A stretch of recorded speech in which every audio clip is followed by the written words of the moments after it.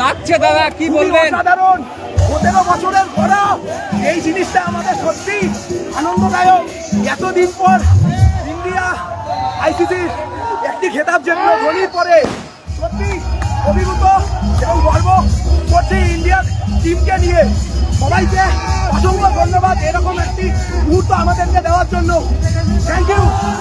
যদি বলা যায় দাদা, একটা কথা বলবো, যদি বলা যায় এতদিন বিরাট কোহলি ফ্লপ ছিলেন, কিন্তু আজ ফাইনাল ম্যাচে বিরাট কোহলির পারফরমেন্স নিয়ে কি বলবেন? পারফরমেন্স, একটি লিডারকে কখনোই তার পারফরমেন্সের উপরে ভিত্তি করে বলা যায় না।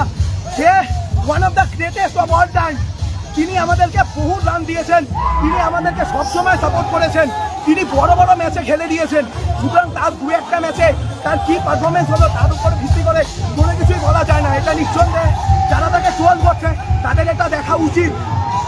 কখনোই এই জিনিসটা মান্য নয় যে